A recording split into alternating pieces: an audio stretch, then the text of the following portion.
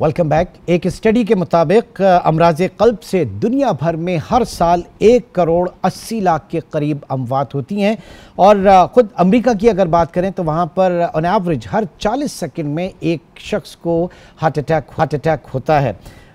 पाकिस्तान और इंडिया में आजकल एक बहस छिड़ी हुई है कि नौजवानों में हार्ट अटैक की शरह में काफ़ी इजाफा हुआ। पिछले दिनों आपने देखा होगा कि एक इंडियन मॉडल जो कि सुपर फिट थी, शेफाली जरीवाला, उनकी डेथ हुई कार्डियक अरेस्ट से। उसके साथ साथ लाहौर से एक खबर आई, एक 36 साल टीचर नियाज अहमद जो कि लेक्चर दे रहे थे और लेक्चर देने के दौरान उनको हार्ट अटैक हुआ जिससे वो जाबर ना हो सके। फिर पिछले ही दिनों भारतीय पंजाब में एक बैटर 27 साल हरजीत सिंह, वो भी क्रिकेट मैच के दौरान बहुत अच्छा परफॉर्म कर रहे थे, लेकिन साथ साथ उन्हें उसी वक्त जो है वो एक हार्ट अटैक आया जिससे वो जाबर ना हो सके।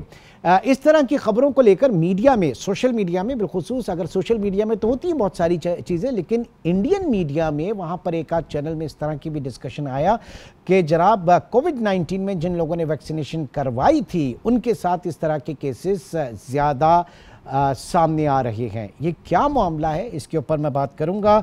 हमारे साथ इस वक्त मौजूद हैं पाकिस्तान के मारूफ cardiologist professor doctor Tahir Saqib, executive director हैं NICVD, National Institute of Cardiovascular Diseases. बहुत शुक्रिया सर आपके वक्त का। सबसे पहले तो मैं ये जानना चाहूँगा कि क्या हकीकतन इस वक्त नौजवानों में हार्ट अटैक या अमराज क़ल्ब जो है इसके केसेस सामने रिपोर्ट हो रहे हैं या रिपोर्ट अब ज़्यादा सामने हो रहे हैं, पहले भी ऐसे होते थे? फ़र्क क्या आया है पिछले एक आध दिहाई में? मैं ममनून और मशकूर हूँ आज टेलीविज़न का, सुल्तान साहब, बड़ी नवाजिश। बुनियादी तौर पे जो जवान लोग हैं जिनमें ये ट्रेंड ज़रा बढ़ गया है, उसकी वजह जो है ना, ओवरऑल अगर आप देखें डायबिटीज़ का ट्रेंड भी पाकिस्तान में यंगर एज ग्रुप में आ गया है और डायबिटीज़ और हार्ट अटैक दोनों, दिल की बीमारी दोनों इक्विवेलेंट हैं, कॉरोनरी आर्टरी डिजीज जो है। इसी तरह चूँकि हमारे माशरे में ट्रेंड जो है फिजिकल एक्टिविटी ना होना, ओबेसिटी होना, सिगरेट पीना और शुगर की जो बीमारी है वो ज़्यादा होना और ब्लड प्रेशर होना, ये सारी चीज़ें मिल मिला के ट्रेंड जो है हार्ट अटैक का बढ़ा रही हैं। मैं आज से 30 साल पहले की बात करूं तो 40 साल से कम उम्र में आम तौर पे आपको मरीज नहीं मिलते थे, बड़े रेयर होते थे, क्योंकि इसी मौजू पे मेरी स्टडी थी। मगर अगर आज आप कार्डियो में आए तो रोज़ाना के हिसाब से हमारे जो 35 से 40 मरीज आते हैं उनमें लामोहल्ला 4-5 होंगे जो 40 से कम और 1-2 30 से कम। तो ये एक बड़ी अलार्मिंग सिचुएशन है कि दिल की जो शरीयानों की बीमारी है उसमें बड़ी तेज़ी से इजाफा हुआ है और उसकी वजह से बहुत नुकसान हो रहा है। अच्छा, तो बुनियादी वजह आप समझ रहे हैं हमारी जो लाइफ स्टाइल है वो। अच्छा, पहले तो एक चीज़ ज़रा क्लियर कर दिया ना, यहीं पे सब लोग देख भी रहे हैं और ज़ाहिर है कि आपकी बात जो है वो बड़ी सिक्का बंद होगी। इसका कुछ कोविड वैक्सीन से जो कहा जा रहा है कुछ सोशल मीडिया पे और इंडिया में एक मिथ है, उससे कोई लेना देना है सर? नहीं, अभी तक किसी किस्म की कोई स्टडी नहीं आई है, बल्कि पर्टिकुलरली देखा गया कि कोविड की बीमारी या वैक्सीन से रिलेटेड कोई sudden cardiac death younger age group में है या नहीं है। डेफिनेटली जो कोविड जिस वक्त आया था उस वक्त एक फिनोमेना होता था कोविड में कि जिस्म के अंदर क्लॉट बनने शुरू हो जाते थे जो हर जगह बनते थे, बशमूल के दिल की शरीयानों में भी।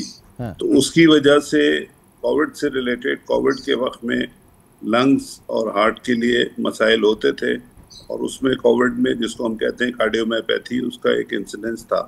वो एक नोन नंबर है जो उससे रिलेटेड था।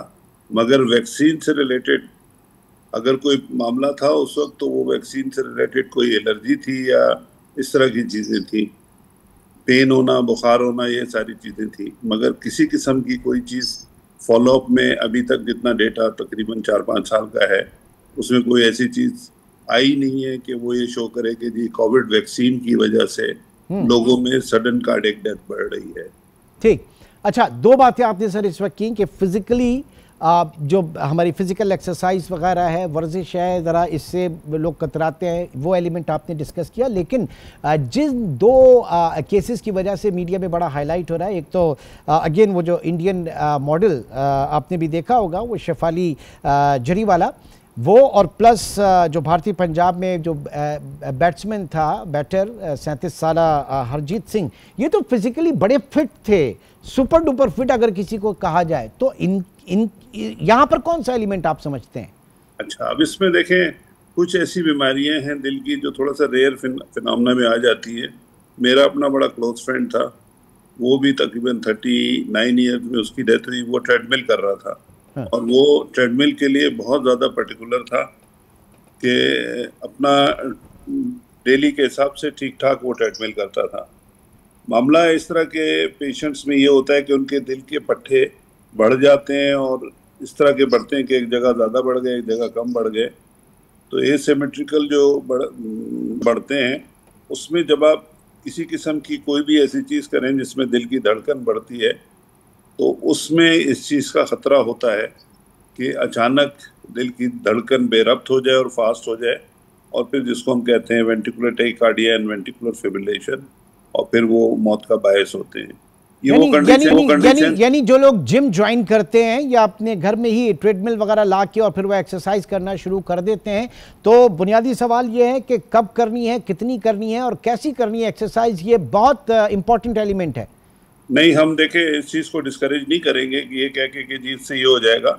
हाँ, उसमें ये है कि जिन लोगों में ब्लड प्रेशर की शिकायत है, जिन लोगों में मौरूसी तौर पे दिल की बीमारी का अंदेशा है, वो थोड़ा सा ये कर लें कि कुछ दिल के इको और बुनियादी टेस्ट हैं वो करवा लें, और उसके बाद जो है एक्सरसाइज जो है ना मॉडरेशन में करें, और फिर आहिस्ता आहिस्ता चीज़ों को बढ़ाएं।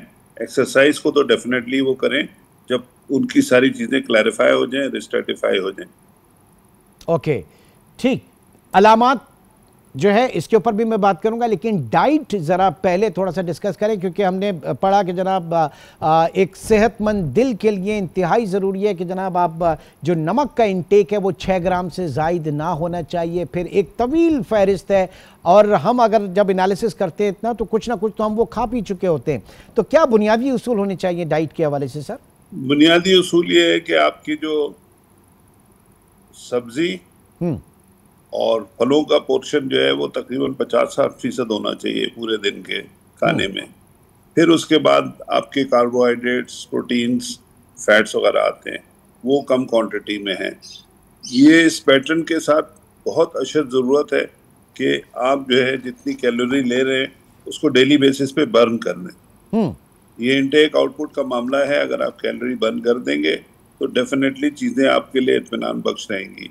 और कैलोरी बर्न करने का एक ही तरीका है कि आप जो है एक सेहतमंद एक्सरसाइज, वॉक, बाकी चीज़ें करें। ओके, ये जो कहा जाता है कि अल्ट्रा प्रोसेस्ड खाने और सैरशुदा चिकनाई वाले खाने, इनका इस्तेमाल कम से कम करें। अब इसमें जो मैं चीज़ें देख रहा हूँ वो गोश्त से बनी जो पाई है वो, इसके अलावा केक, बिस्किट, सॉसेज, मक्खन, पाम ऑयल, ये सारे तो हमारे यहाँ बड़े नॉर्मल इसमें होते हैं, केक, बिस्किट्स वगैरह।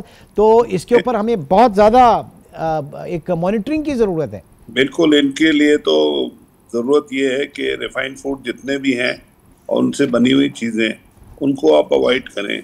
हाँ। उनके अवॉइड करने से डेफिनेटली आपकी सेहत से मुतालिक मामला जो है ना वो बेहतर रहेंगे।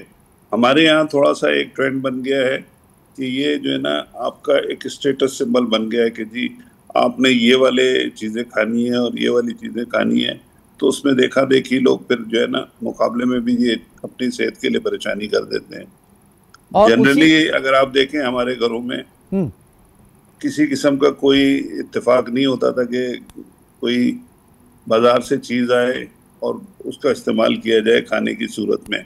अब एक ट्रेंड बन गया है कि अब मैं नाम नहीं लूँगा, मुख्तलिफ वेंडर्स हैं जो कि आपके घर पे जाके डिलीवरी दे देते हैं। वो डिलीवरी पैटर्न की वजह से आपके बच्चे जो है वो आराम से रात को मंगाते हैं, खाते हैं, सुबह जब आप खाली पैकेट देखते हैं तो आपको पता चलता है। ठीक है, ये एक स्टेटस सिंबल बन गया, इस स्टेटस सिंबल बन गया हमारा। अच्छा सर, अब ये जरा मुझे 4-5 अलामात बताएं, फिर मैं एनआईसीवीडी की तरफ भी आऊंगा।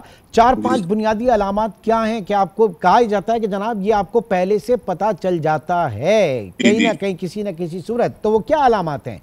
देखिए, एक तो हम कहते हैं जो कि बिल्कुल टिपिकल कहना चाहिए कि सीने के दरमियाने हिस्से में बोझ दबाव हो और वो गर्दन की तरफ जाए और उल्टे हाथ की तरफ जाए, जबड़ों में जाए। ये दर्द चलने फिरने से हो, आराम करने से ठीक हो जाए, ये तो टिपिकल में आ जाता है। हाँ। और इसके अलावा अचानक से आपको कमजोरी होना शुरू हो जाए, इसके अलावा आपको चक्कर आने शुरू हो जाए क्योंकि हार्ट अटैक की वजह से आपका दिल की धड़कन स्लो हो गई है। इसके अलावा अगर हार्ट अटैक खुदा न खास्ता बहुत बड़ा है तो आपको चलने फिरने में सांस अचानक शुरू हो जाए। ये वो मोटी मोटी चीजें हैं जो आपको ठंडे पसीने आपको बड़ी स्वेटिंग जो है वो बहुत ज्यादा होने लगे। वो तो जब आपका ब्लड प्रेशर गिरेगा तो फिर ये सारे मामला होंगे।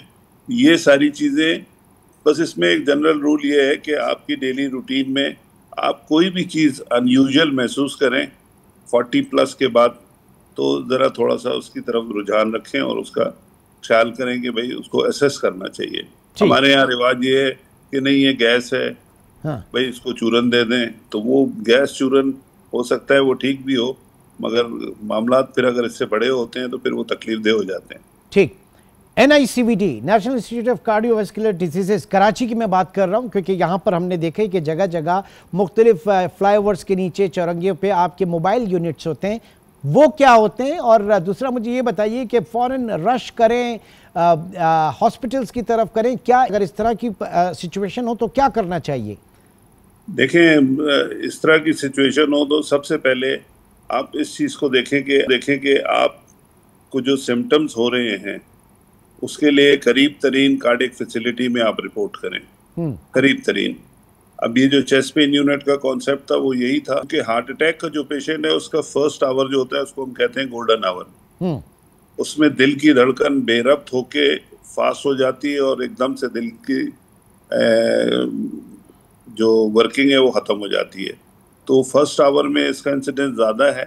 तो चेस्ट पेन यूनिट इसी मकसद से बने हैं कि अगर कोई आदमी सदर में रहता है और वो सपोज के वो लांडी आता है, हाँ। तो शाम को जब वो घर पहुंचेगा तो अगर खुदा न खास्ता उसको कुछ थोड़ी बहुत शिकायत होगी तो कहेगा नहीं ये गैस है, अब कौन वापस कार्डियो जाए।